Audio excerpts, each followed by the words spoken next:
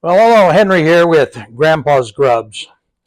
Today, for a few minutes, I want to talk a little bit about the glitter or flake market, the things we use for colorants.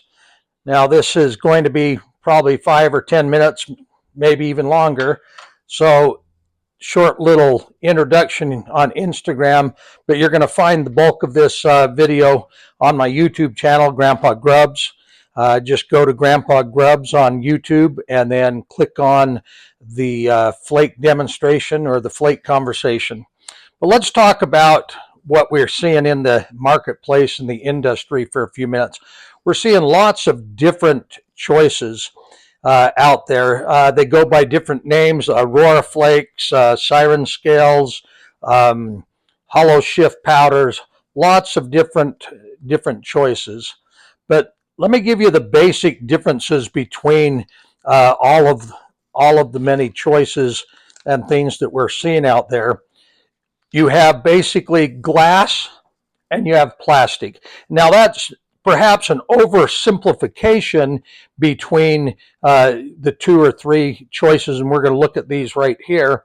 But between glass and plastic, with the oversimplified terminology, there's other chemicals and things in there. Silica is basically a glass. Silica sand. Silica is basically what glass is made from, and plastics. Here's a plastic, for example, holograph bag that we use to pack things in, but you can see the holographic effect there. Well, the same thing takes place when they chop this up and put it into glitters and to other fillers and elements. They chop this up, they get the holographic effect, but this is a soft and pliable type of a plastic, and therefore it doesn't take the heat as well as a glass or a glass jar would take. And that's, again, an oversimplification in the explanation.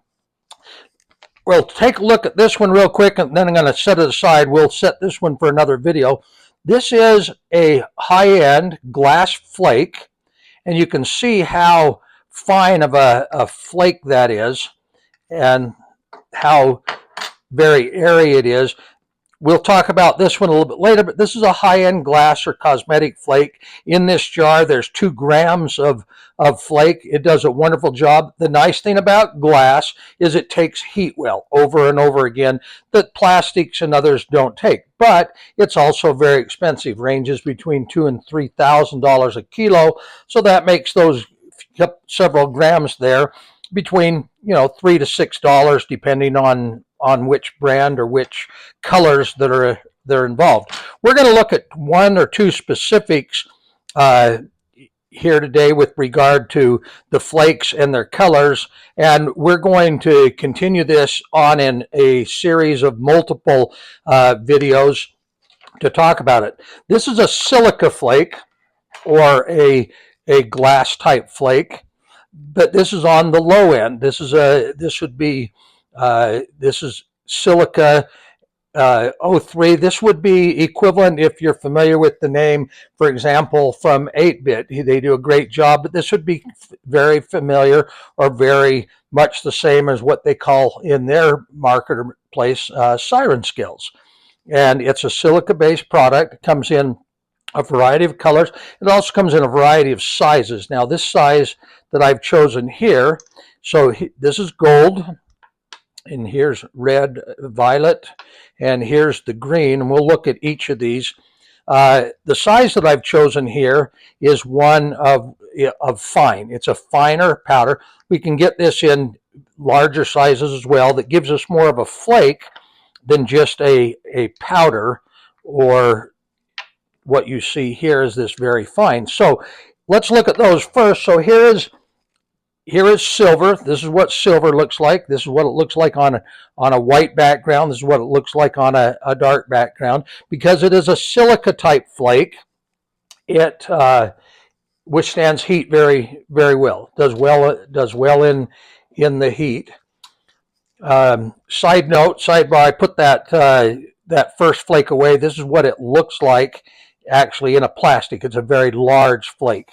And so when I refer to flake versus powders and things, you can see that. So that's silver. This is gold. what the gold flake looks like, both in black and then white as well. Green looks like this. Violet, your darker color, looks like that. Blue looks like this. And then red is that. Now, in a silica flake, when you've got all those out there, you can take numerous reheats, but one of the great advantages to this, because it's almost like broken glass, the best way to describe it, but it's uniform in its sizes. And so in this type of flake that's used, and it's uniform in its size, it lets you be very specific in your color choices or how you use it. I've actually got a green one right here on the green. Excuse me, no, this is the red. So this is this one right here, and this is what it comes and looks like. Now, because of its nature and its compositions, this is actually not a very expensive flake in the glass flake world. The flakes and things here run about, in rough numbers, and I'll actually post as a title here online, but you can get these for approximately 10 to 15 cents a gram. So a 5-10 gram bottle basically should be $1 or $2, depending on the bottle size of it. But that's a silica flake. And one of the things that I'm happy to do, if anybody wants to comment or send me a comment on my Instagram page, when we order these, we're happy to buy these for you as well in bulk. I'm not in this to be the glitter guy and stock 1,000 glitters and share 1,000 glitters with everybody 1 gram at a time. If you'd like to order and you want to order, 20, 30, 50 grams, you'll be in it between 10 and 20 bucks, depending on what color you want and the amount. But spend $20, get a quarter of a kilo or whatever you need, so you've got it and you do it, and don't deal with the 5 and 10 grams at a time. There's no point in dealing in those small amounts. Let's look at another flake, a synthetic, instead, for just a minute, because I want you to compare those two flakes today between glass and synthetic. Here's a synthetic, and this happens to be a green one. We're going to look at the choices here. This is a plastic flake, and this is the small size of this same plastic flake. Here's a powder we're going to talk about again at a later time when we deal with powders. But this synthetic flake does a great job of coloring plastics up. It's called an opal, or an opal flake, and this is how it looks and acts. And here's the colors. Here's that same flake poured right there, and there are 12 different colors of that flake: blues and reds, rainbow color, as you can see here, copper, a green gold flake, a purple blue transition, a gold orange transition, a green and blue flake, golden orange flake, and a green and gold one. So big pile of plastic laying here, but the synthetic flake that we're talking about here is dramatically different and stuff. So this flake would basically run like $10 for 8 ounces, or $20 a pound to $40 a pound, depending on the color. Color makes a little bit of difference. But again, if you're interested in this one, I'd encourage you to contact me. We can set you up with a larger volume on it. And I also have some samples available. I've got 10 or 20 samples that I'm happy to send out in some little sample bags. All I ask is you pay the postage, but that way you can test drive it. Now, plastic versus glass has some heat differences. This doesn't like high heat. The glass, you can take the glass element right here and you can heat it over and over again. Ideal in big grubs, ideal in large grubs for the fishing marketplace in Alaska, where we do halibut, cod, and other fishing. This is what I build. I build massive type of grubs. They're this large, and so I like the bigger flakes and the bigger stuff. But I learned some important lessons when I was doing some experimentation. The plastic that I've used always has been a hard saltwater blend, and I finally had the opportunity recently to pour a soft plastic because I was doing some experimentation. I'd purchased some a long time ago. It was a couple of years old. I found it in my garage, and I poured a soft plastic when I was making a few of these pucks to see if they acted any different in soft plastic over hard plastics. The soft plastic for me was like pouring water. I was absolutely dumbfounded, and the heavy plastic or the saltwater plastics for me, quite frankly, is like pumping Vaseline. There's a huge difference between those and how they act and work. So to get the liquid viscosity, more so with the harder plastics, it takes a higher heat. And so I was used to using a higher heat. All the plastic glitters that we've been used to using over the years in pet and stuff are plastic. They're just a high temp plastic. But the opals that we're using here, some of these flakes won't take that high heat. They're a little bit more like cellophane or clear plastic. Here's one that I poured. You can see here, look at the beautiful blues and things in that plastic. Well, this is what it starts with. It's a cellophane, and you can see the red around the edges here, but it makes that beautiful blue color.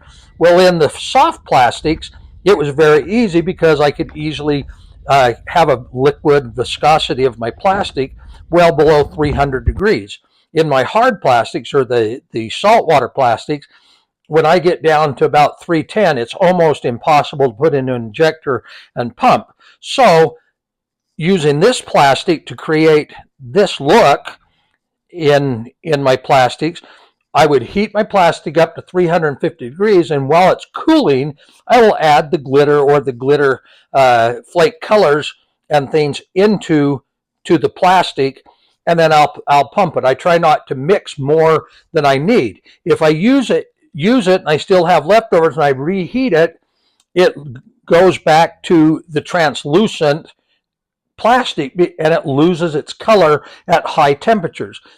It doesn't hurt anything. It can stay in the plastic, but then as I come down from that temperature back down into the 310 world as it cools, I just add a little bit more flake. And it may seem like a loss or a poor use of the flake, but it's actually not, because you can still use it over and over again, but the flake is so inexpensive in its cost, I can afford to use literally pounds, because I'm $20 to $30 a pound, and I use a fraction of that, little bit on the end of a spoon, for a whole cup of plastic.